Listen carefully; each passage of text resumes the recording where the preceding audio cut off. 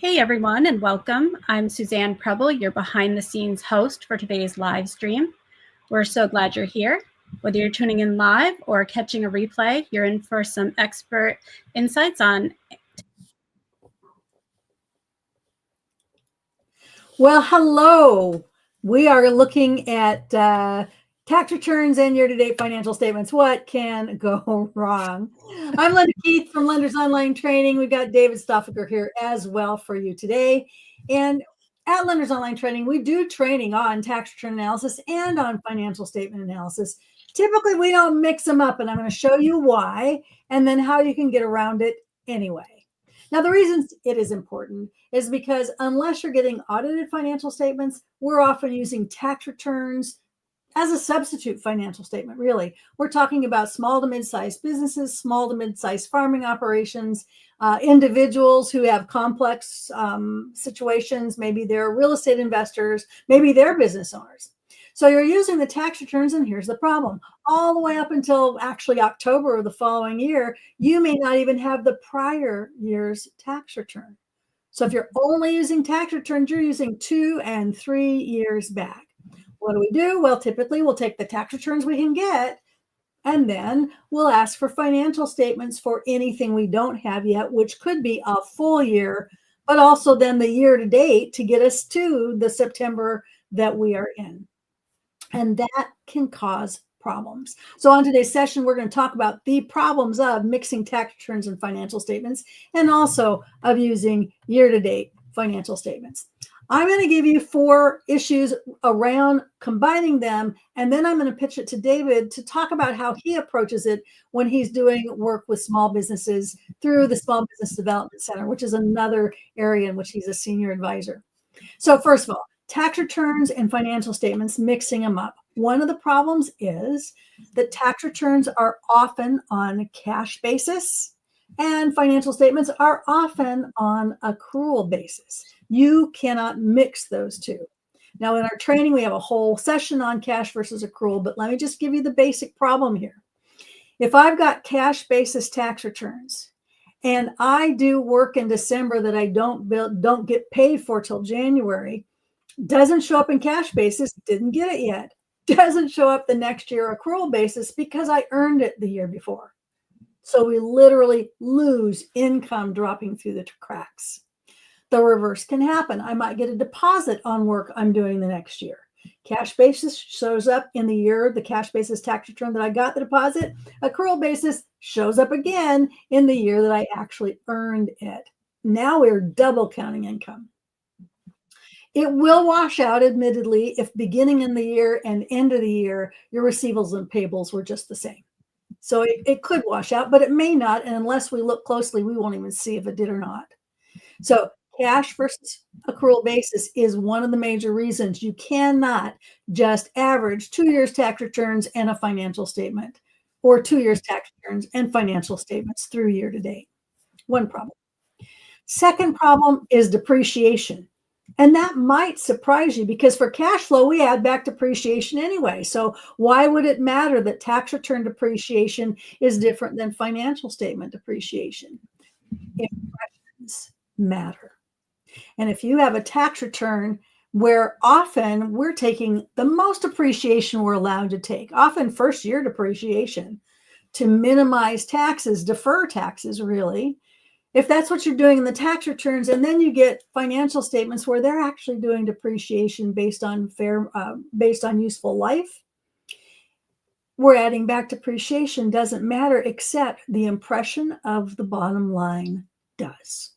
The bottom line on a Schedule C, a Schedule F, 1120, any of those other returns that's done on the cash basis just looks different than on the accrual basis, and also depreciation one way versus the other just looks different. So you could have a tax return where they have a certain level of net profit because it's been hit by all that depreciation we're allowed to take. The very next year, you've got a much more profitable business. No, you don't. They just didn't take as much depreciation. And yet you look at those and you go, oh, look, business is up. So to me, that's the problem with depreciation being so different.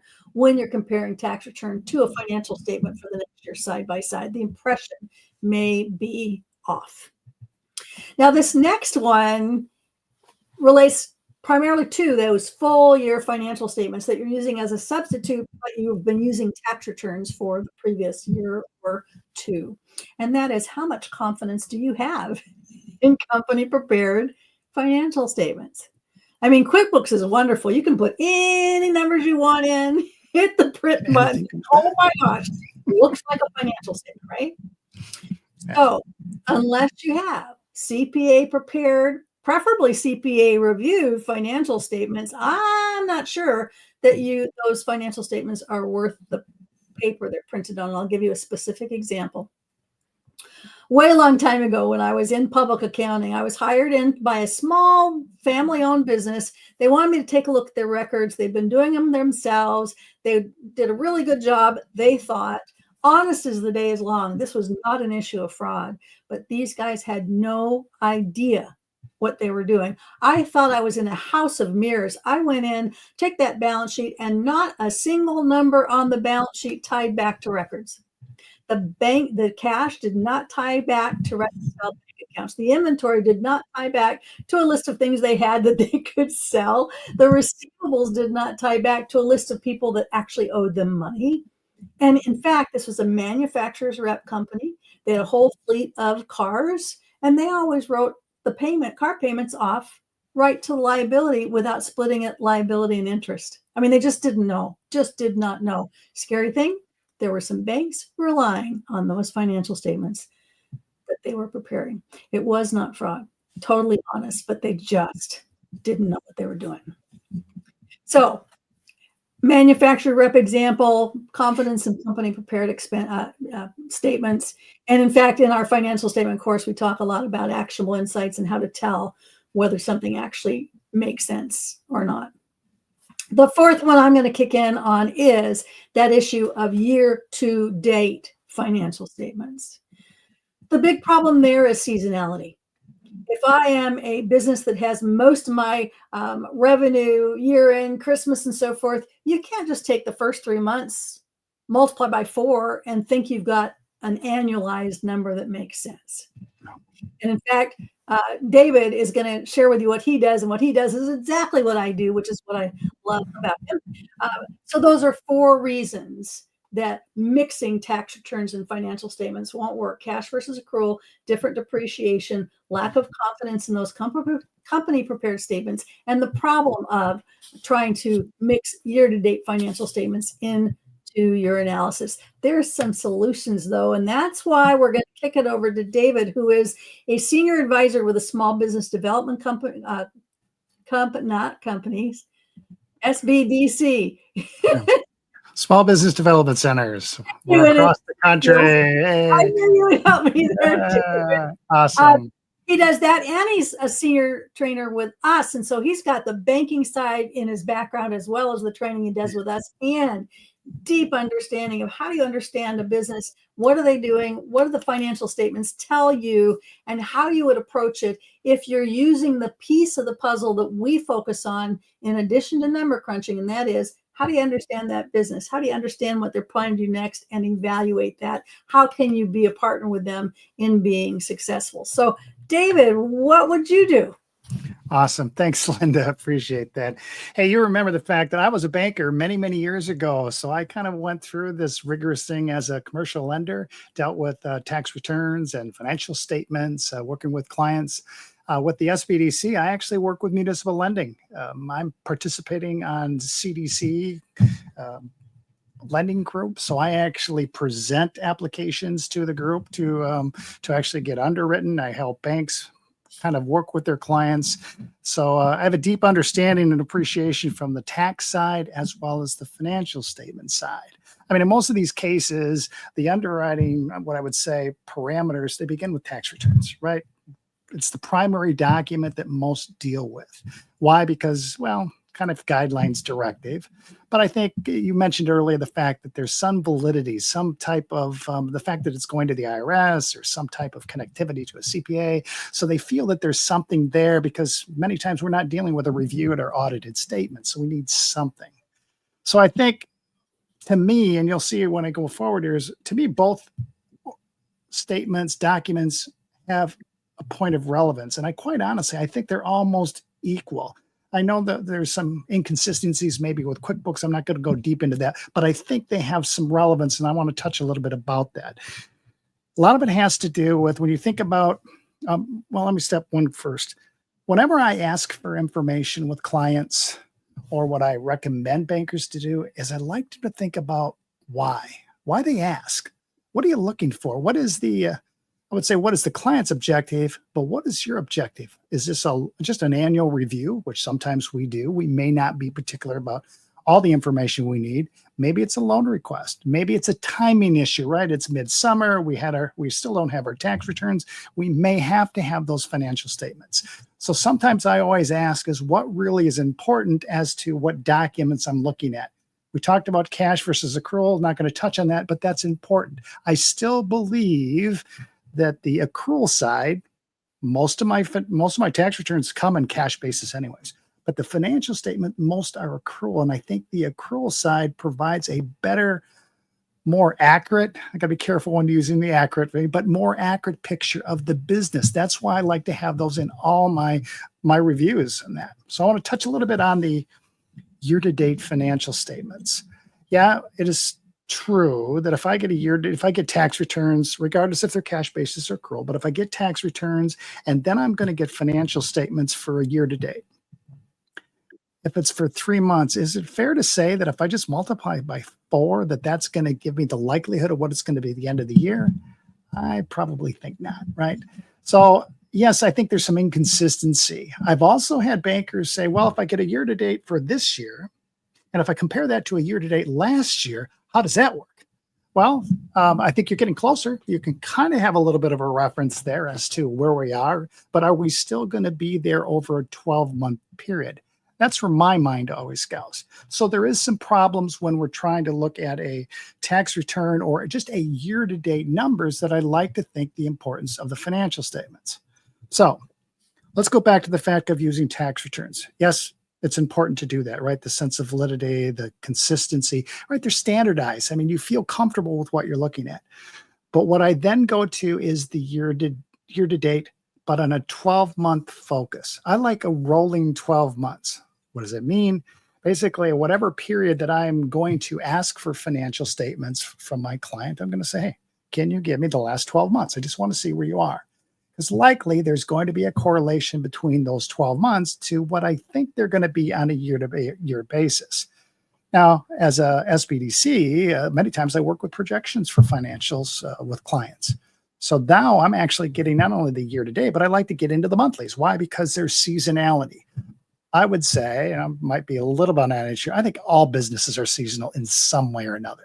So having that volatility, I think, and looking at financial statements on a year-to-year basis actually gives you to an advantage. Yes, you might be able to find some deficiencies there, but I think there's some opportunities from a lending perspective that you may be of value to your client, noticing, yeah, there's certain times of the year that you might need a line of credit. So why don't we do that? So I think the whole issue of apples to oranges, I think there's some concerns when you try to mix those. But if you get both of them, I think you get a better, clearer picture, a sense of validity because it's an IRS form that they're submitting, but also understanding their business from a whole. So let me give you my process, right? From the SBDC, not necessarily the teacher at Lenders On or the advisor is. First of all, I still ask for tax returns because of that. I do that because I'm going to give my client to the bank. I want to have year-to-date financials, but a 12-month picture of those financials. I'd like to see where they have been throughout those years. I'm going to compare them. I'm going to look for if there's any inconsistencies, maybe a red flag. You'll hear us talk about that sometimes to ask some more questions. But I think it's a great conversation starter with my client, right? Looking at them and trying to be of value to it. So I think it's something to consider when you're looking at that information. So if there is a deficiency, we'll deal with that. But I think having both of those are very, very important, but a 12-month period. So I guess lastly, what I want to touch on is I use financial statements for forecasting. I think, as I mentioned before, the accrual basis focus gives us a clearer picture. And I think when you're forecasting, seeing what's going to happen over the next year or 2 years, I think the components and the details within a financial statement provides a better basis for your assumptions and knowing where you're actually going forward. And I think as a performance metric, you know, you're looking at other things as a lender, what their ratios are. It's easier to do that with regards to financial statements as well. Bottom line, I think both forms of databases or documents, even if they're apples and oranges at times, I think provides for better planning and provides better understanding for you when you're dealing with your clients. Linda?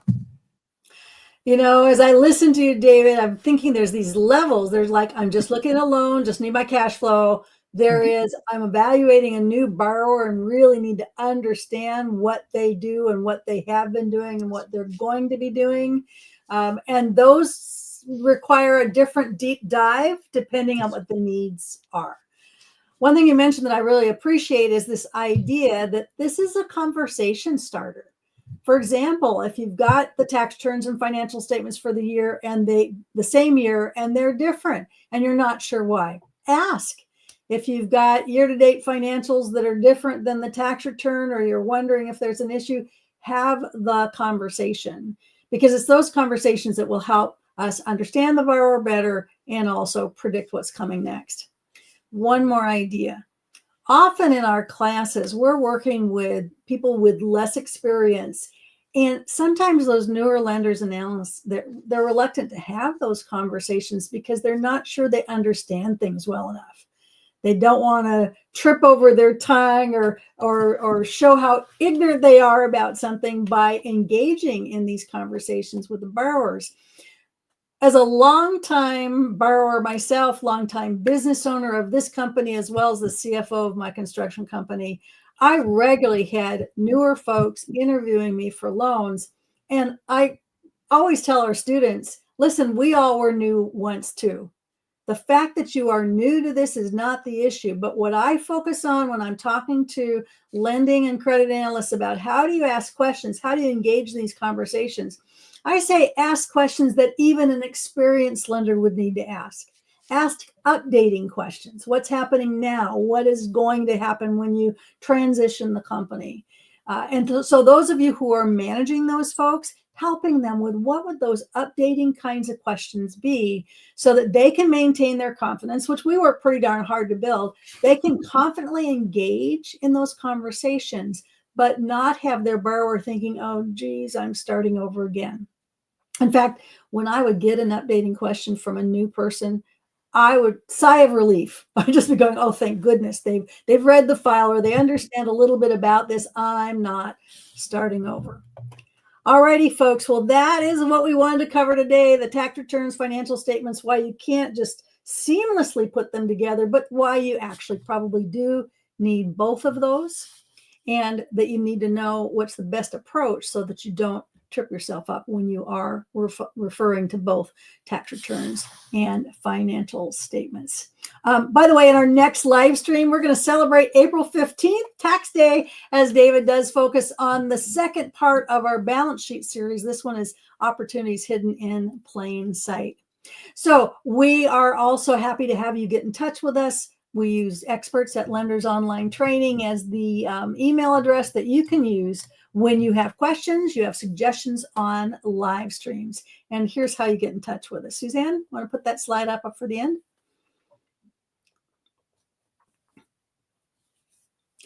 And there you go. We always answer your questions directly to you, or make a live stream or a blog post.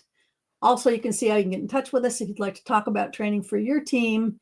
And also, you can sign up for the Ask the Experts emails, which is anytime we do get asked a question, every other week, we put it out in an email to our group. Thanks for joining us today.